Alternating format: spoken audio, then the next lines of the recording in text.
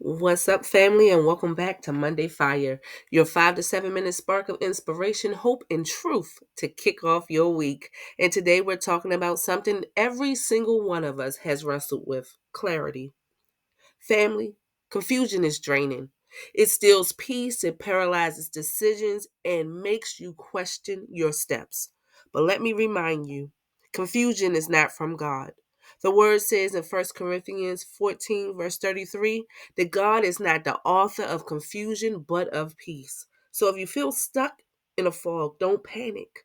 Clarity is always available. And James 1 verse 5 tells us exactly where you and I can find it.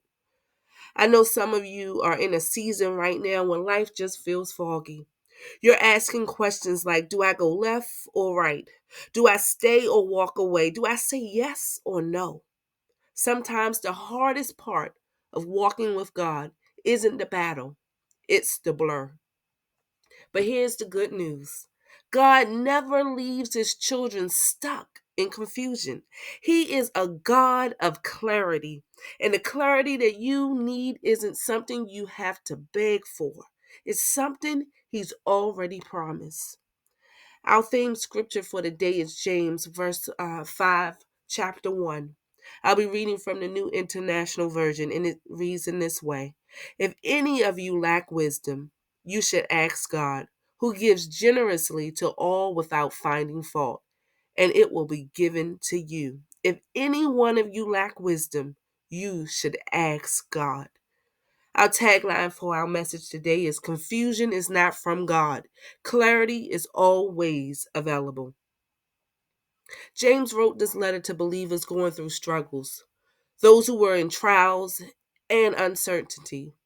And in verse 5, he makes this powerful declaration, this powerful promise. If you lack wisdom, if you're lacking clarity, simply ask. Because God doesn't shame you for not knowing. He delights in guiding his children. That means God's not rolling his eyes at your questions. He's not waiting for you to figure it all out before he helps you. He gives wisdom generously, meaning he's never stinging or stingy with your clarity. Let me share 3 points that I believe will help as we seek to learn how to walk in this level of clarity. First, clarity starts with asking. James says, if you lack wisdom, ask God. That means stop carrying the weight of figuring it all out yourself. Prayer isn't your last result, it's your first result. It should be the first step towards clarity. You see, God's wisdom isn't rationed, it's poured out generously when you ask.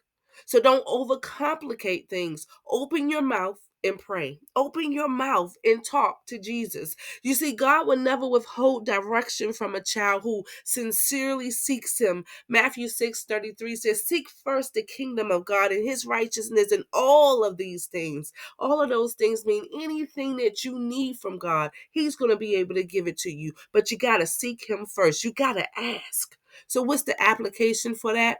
This week, we must start every morning by asking, Lord, give me wisdom for today's decisions. Our next point is clarity comes with peace. I don't know about you, but I need some peace.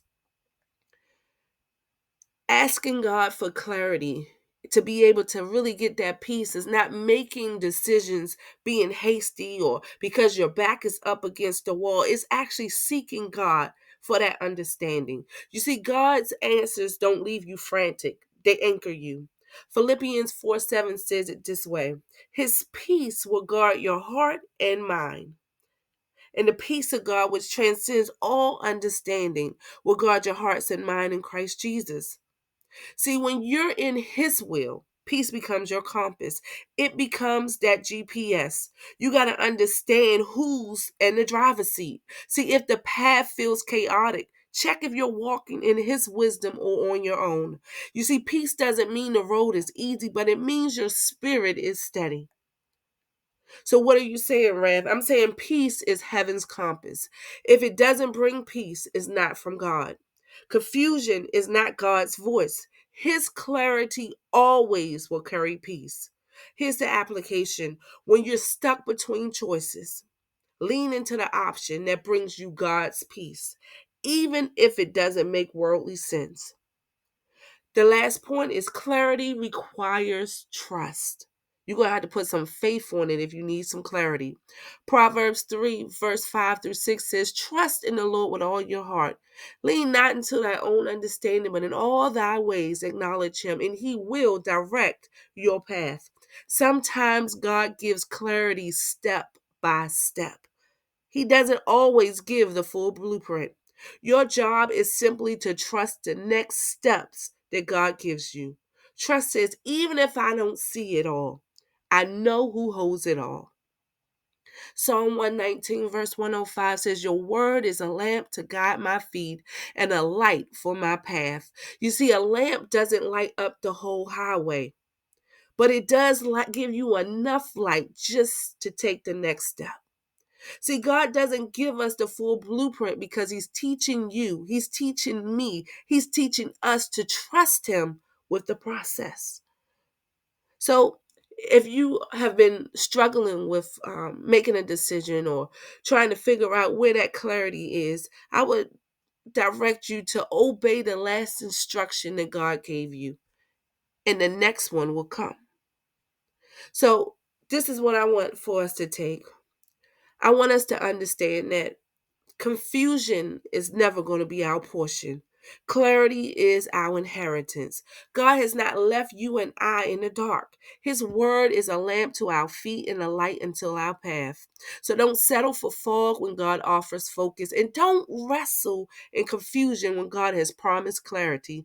This week, family and friends, I declare and I decree that I walk in clarity and not confusion. I receive wisdom from above, and my steps are ordered. My mind is made up. My mind is clear, and my spirit is at peace, and I will not be shaken.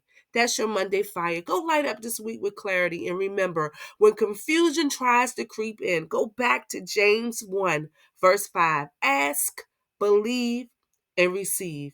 That's your Monday fire.